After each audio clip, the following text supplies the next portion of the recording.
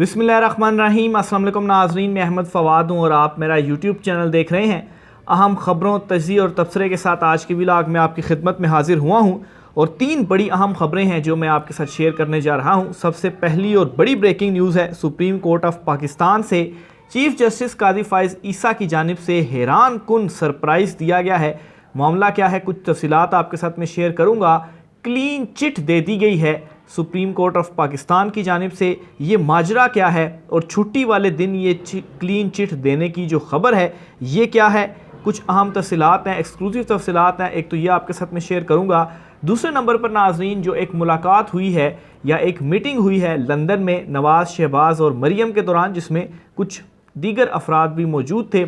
इस मीटिंग के हवाले से बहुत सारी जो कयास आराइयाँ हैं वो इस वक्त की जा रही हैं कि शहबाज शरीफ इस वजह से लंदन गए और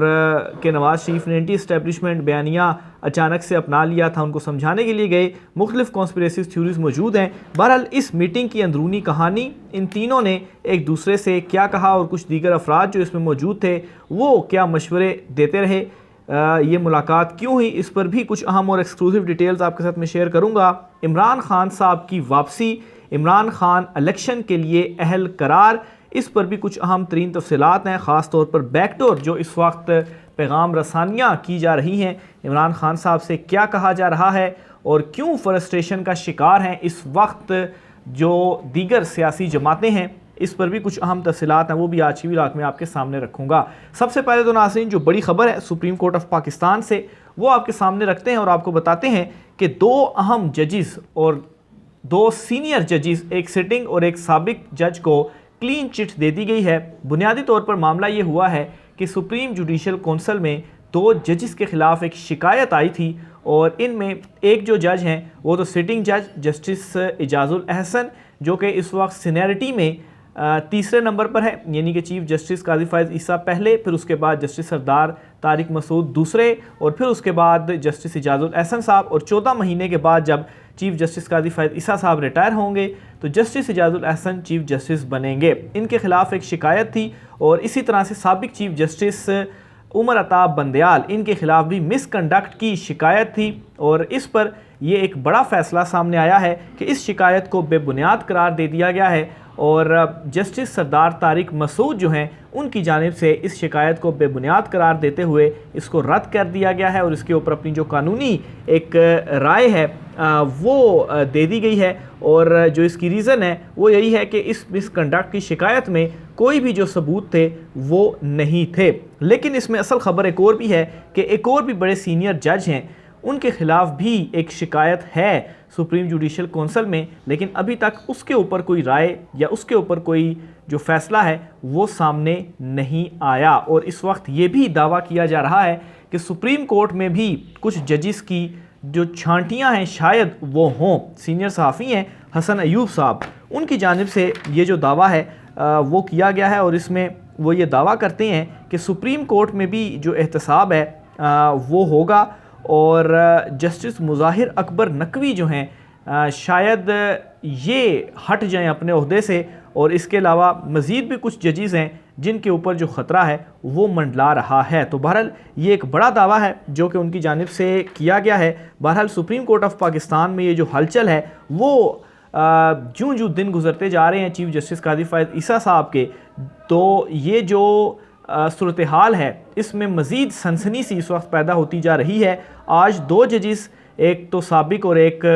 जो है वो फ्यूचर के चीफ जस्टिस जो हैं, उनके ख़िलाफ़ तो ये मिसकंडक्ट की शिकायत थी, इसको तो बेबुनियाद करार दे दिया गया है। लेकिन एक जज साहब हैं जिनकी शिकायत अभी भी वहाँ पर मौजूद है। इस खबर की तफसीलात आपके साथ मैं शेयर करता हूँ। पहले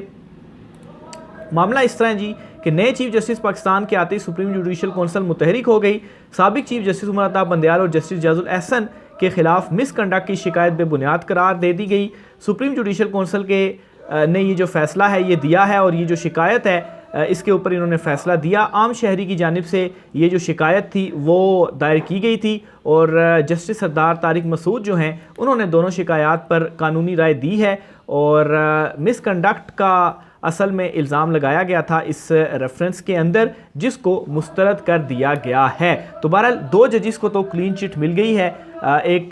साबिक चीफ जस्टिस और एक जो है वो मुस्तकबिल के चीफ जस्टिस साहब को। दूसरे नंबर पर नाज़रीन, चीफ जस्टिस काजी फैज़ ईसा की जानिब से एक और जो बड़ा हंगामा इस तरह से बरपा हुआ है कि फैज़ाबाद धरना केस अचानक से जो समाअत के लिए मुकर्रर हुआ है, इसके बाद से ही हर तरफ जो एक बेचैनी सी है वो इस वक्त पैदा हो चुकी है। और सवाल ये पूछा जा रहा है कि अगर चीफ जस्टिस काजी फैज़ ईसा ने ये जो नज़रसानी की दरख्वास्तें इस फैसले के ख़िलाफ़ समाअत के लिए मुकर्रर की हैं, तो क्या ये जो नज़रसानी की दरख्वास्तें हैं ये एक्सेप्ट हो जाएंगी, और क्या चीफ जस्टिस काजी फैज़ ईसा ने माजी में जो फ़ैसला दिया था फैज़ाबाद धरना केस के हवाले से वो तब्दील हो जाएगा। और अगर वो तब्दील होता है तो उस फैसले में कुछ जो है वो ताकतवर अफसरान के हवाले से ये कहा गया था कि इनके हवाले से कार्रवाई की जाए, और अगर फ़ैसला तब्दील कर लिया जाता है तो इसका मतलब है कि इस कार्रवाई से चीफ जस्टिस काजी फैज़ ईसा, जिन्होंने उस वक्त तो कहा था लेकिन अब वो इससे पीछे हट गए हैं, तो ये एक बड़ा जो सूरत हाल है वो इस वक्त बनी हुई है। तो बहरहाल इस सवाल का जवाब जो है वो मैं आपके सामने रखता हूँ, और रिव्यू में फ़ैसला बदल सकता है या नहीं बदल सकता। सुप्रीम कोर्ट के मौजूदा रूल्स के मुताबिक नज़रसानी दरख्वास्त का स्कोप बहुत महदूद होता है, और नज़रसानी की दरख्वास्त की समाअत वही जजिस कर सकते हैं जिन्होंने पहले वाली दरख्वास्त की समाअत की हो। जस्टिस मुशीर आलम चूँकि रिटायर हो चुके हैं, जस्टिस काजी फैज़ ईसा और जस्टिस मुशीर आलम ये 2 रुकनी बेंच था उस वक्त जिन्होंने फ़ैसला दिया था, ताहम इसलिए वो इस बेंच में शामिल नहीं। अलबत्ता बेंच 2 रुकनी से 3 रुकनी बन चुका है, लेकिन नज़रसानी दरख्वास्त में दरख्वास्त गुजार सिर्फ इस बात की निशानदही कर सकता है कि सुप्रीम कोर्ट के पहले वाले फ़ैसले में नकाइस क्या थे। इसके अलावा दरख्वास्त गुजार नज़रसानी दरख्वास्त में नई वजूहात शामिल नहीं कर सकता, और अमूमी तौर पर देखा गया है कि नज़रसानी दरख्वास्तें अक्सर मुस्तरद हो जाती हैं और असल फ़ैसला ही बरकरार रहता है। और अभी जो 3 रुकनी बेंच बना है इसमें 2 तो नए जजेस हैं, यानी कि वो जो पहला 2 रुकनी बेंच था उनमें से सिर्फ और सिर्फ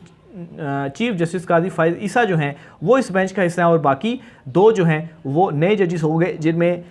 जस्टिस अतर मिनल्ला जो हैं वो भी बेंच का हिस्सा होंगे। तो अब ये एक नया इम्तिहान है चीफ जस्टिस काजी फैज़ ईसा के लिए कि वो इसके ऊपर क्या फ़ैसला देते हैं। ज़्यादा चांसेस तो यही हैं कि ये नज़रसानी की अपीलें मुस्तरद हो जाएं, लेकिन ये अगर नज़रसानी की अपीलें मुस्तरद हो जाती हैं तो क्या चीफ जस्टिस काजी फैज़ ईसा साहब अपने फ़ैसले के ऊपर अमल दरामद करा पाते हैं या अमल दरामद नहीं करा पाते। तो बहरहाल ये एक नई जो वीक परसों से स्टार्ट होने जा रहा है सुप्रीम कोर्ट ऑफ पाकिस्तान में, एक नया हंगामा आप देखेंगे इस केस में बर्पा होने जा रहा है। आगे चलते हुए नाजरीन, जो मुलाकात हुई है या मीटिंग हुई है शहबाज शरीफ की, मरीम नवाज़ की और नवाज़ शरीफ की, और इसके अलावा दीगर कुछ अफराद भी इस मीटिंग के अंदर मौजूद थे लंदन में। इस मीटिंग में असल में क्या डिस्कशन हुई है, बुनियादी तौर पर 2 नुकात के ऊपर जो ज़राए दावा कर रहे हैं जो गुफ्तगू है वो हुई है। एक तो इस मामले में गुफ्तगू हुई है जी कि जो नवाज़ शरीफ के ऊपर केसेस हैं, इन केसेस को किस तरह से देखा जाए, इनका किस तरह से सामना किया जाए, या इनको किस तरीके से इनसे बचा जा सके, और अगर वो वापस आते हैं, और डेट की भी अनाउंसमेंट कर दी है 21 अक्टूबर, तो वापस आकर उनको जेल जाना पड़ेगा, वो वापस आएँ भी या वो वापस ना आएँ। तो एक चीज़ तो इस नुक्ते से भी कन्फर्म होती है, लास्ट व्लॉग में मैं आपके साथ ये शेयर भी कर चुका हूँ कि नवाज़ शरीफ 21 तारीख को भी वापस नहीं आ रहे। बहरहाल इस नुक्ते से भी ये बात वाज़े होती है कि दोबारा से इस बात के ऊपर गौर करना कि किस तारीख को आया जाए या ना आया जाए, क्योंकि जो नैब के केसेस हैं वो भी इस वक्त खुल चुके हैं, नवाज़ शरीफ के ख़िलाफ़ भी केसेस खुल चुके हैं। तो अगर वो वापस आते हैं तो उनको जेल जाना पड़ेगा, तो कोई ऐसा तरीका ढूंढा जाए कि वो वापस आएँ और जेल ना जाएं, या लंदन में ही बैठकर इनकलाब वो लेकर आएँ। तो एक तो इस नुक्ते के ऊपर जो गुफ्तगू है वो हुई है मुख्तलिफ़ केसेस के हवाले से जो उनके ऊपर इस वक्त जो है वो चल रहे हैं, कानूनी नुकात के हवाले से जो ब्रीफिंग है उनके वकील की जानिब से वो उनको दी गई और डिस्कशन जो है वो की गई। और एक और चीज़ इससे ये भी साबित होती है कि 21 तारीख उनके जहन में ज़रूर शशो पंज या किसी शक का वो शिकार हैं, जिसकी वजह से 21 तारीख के ऊपर दोबारा जो गुफ्तगू है वो हुई कि वो 21 को वापस आएँ या 21 को वापस ना आएँ। बहरहाल केसेस के पहलू के ऊपर जो गुफ्तगू है वो हुई। और दूसरे नंबर पर सियासी पहलू के हवाले से गुफ्तगू की गई कि अब आगे इलेक्शंस भी होंगे और अपनी सियासत को किस तरीके से आगे लेकर चलना है। और इस मामले में शहबाज शरीफ ने उनसे ये कहा है कि आप हाथ जो है वो होला रखें, यानी कि जो आपने ये एंटी एस्टेब्लिशमेंट या वोट को इज़्ज़त दो का नारा एक मरतबा फिर से जाली तौर पर लगाया है, तो ये नारा आप अब ना लगाएं। एक तो इस मामले के ऊपर गुफ्तगू हुई और दूसरे नंबर पर ये नवाज़ शरीफ से कहा गया कि अगर आप वापस नहीं आते तो आपकी जो सियासी जमात है वो ऑलरेडी इस वक्त देख लें नून लीग का हाल क्या है, और अब एक ही ऑप्शन बचा है कि आप वापस आएँ और कोई बयानिया दें, तो तब ये जो सियासी जमात है ये आगे चल पाएगी। अदरवाइज़ सियासी तौर के ऊपर हम इस वक्त तबाह हो चुके हैं। और इन दोनों मामलात को लेकर इस वक्त नवाज़ शरीफ जो हैं वो शदीद परेशान हैं, और परेशानी की एक वजह यह भी है कि उनका ये मानना है कि कहीं उनके लिए ये कोई ट्रैप तो नहीं है कि अगर वो वापस आएँ और उसके बाद उनको जेल में जाना पड़ जाए, और जेल में वो रह नहीं सकते, वो सिर्फ़ और सिर्फ लंदन में रहकर इनकलाब लाना चाहते हैं, तो कहीं उनको ट्रैप तो नहीं किया जा रहा। तो ये ओवरऑल जो डिस्कशन है वो हुई है इनके दरमियान, इन नुकात के ऊपर जो डिस्कशन है वो हुई है, और इसका ख़ुलासा ये है कि नवाज़ शरीफ 21 तारीख को नहीं आ रहे, और नवाज़ शरीफ जो हैं वो इस वक्त परेशानी का शिकार हैं कि उनके साथ ये हो क्या गया है, और वो इस वक्त ये सोच रहे हैं कि उनके हवाले से कोई ट्रैप तो नहीं सेट किया जा रहा, और कन्फ्यूजन का इस वक्त वो शिकार हैं। ख़ास तौर पर इमरान खान साहब के हवाले से जो इन दिनों बैकडोर कुछ मुज़ाकरात और कुछ जो पैगाम रसानियाँ हैं वो हो रही हैं, और ये पैगाम इमरान खान साहब को दिया जा रहा है कि तमाम तर जो मामलात हैं वो ठीक हो जाएंगे, आप जेल से भी बाहर आ जाएंगे, कारकुनान भी बाहर आ जाएंगे, आप इलेक्शन भी लड़ लेंगे, इलेक्शन के लिए अहल भी हो जाएंगे, लेकिन आप ये जो कुछ बातें हैं वो मान लें। लेकिन इमरान खान साहब जो हैं वो बिल्कुल डटे हुए हैं, और इमरान खान साहब किसी किस्म का भी NRO 2 देने पर राज़ी नहीं हैं। तो बहरहाल ये एक बड़ी रीज़न है जिसकी वजह से नवाज़ शरीफ जो हैं वो भुखलाए भी हुए हैं, और ओवरऑल देखा जाए तो पूरी नून लीग ही इस वक्त घबराहट और बौखलाहट का शिकार है, बल्कि जो दीगर जमातें हैं वो भी इस वक्त शशो पंज में हैं कि इतना कुछ होने के बावजूद भी इमरान खान साहब को वो गिरा नहीं पाए, उनकी पॉपुलैरिटी की वो कम नहीं कर सके। आखिर में नाज़रीन, नवाज़ शरीफ की इस्तकबाल के हवाले से भी एक ख़बर है कि अगर नवाज़ शरीफ वापस आते हैं तो उनका इस्तकबाल किस तरह किया जाएगा। पहले तो ये कहा गया था जी कि 10 लाख का मजमा लेकर आएंगे मीनार पाकिस्तान, लेकिन फिर उनको ये मालूम है कि 10 लाख का तो हम नहीं लेकर आ सकते, 10,000 भी अगर ले आएँ तो उसमें भी बड़ी बात है। तो उसको ये कहकर टाल दिया गया कि चूँकि शादियों का सीज़न है तो इस वजह से हम ये जो जलसा है वो नहीं करेंगे। लेकिन अब ये कहा जा रहा है जी कि 7 हलकों के अंदर जो जलसा है वो किया जाएगा नवाज़ शरीफ जब वापस आएंगे। तो अब उनसे कोई पूछे कि ये जो 7 हलकों में आप जलसा कर रहे हैं तो क्या अब शादियों का सीज़न नहीं है जो आप ये जलसे कर रहे हैं। असल मकसद ये है कि इन हलकों में वो कुछ तादाद में जो लोग हैं वो निकाल पाएंगे, और उसको वो ऐसे बढ़ा चढ़ा कर दिखाएंगे कि जी देखें कायद जो हैं उनके इस्तकबाल के लिए कितनी बड़ी तादाद में लोग जो है वो सड़कों के ऊपर निकल आए हैं। तो इस शेड्यूल के तहत पहला जलसा NA 123, दूसरा फिर NA 124, NA 123 और NA 124 मुश्तरका तौर पर किया जाएगा। फिर इसके अलावा NA 125 और NA 126 इन दोनों जगहों पर एक जलसा किया जाएगा। और तीसरा जो जलसा है वो 127 NA 127 NA 128 में किया जाएगा, जबकि NA 135 और NA 136 में 2 अलग-अलग जो जलसे हैं वो किए जाएंगे। और कंबाइन जलसे का क्या मकसद है, वो यही है कि कंबाइन जलसा होगा तो 2 हलकों से थोड़े हो सकता है कि ज़्यादा लोग जो हैं वो निकल आएँ। तो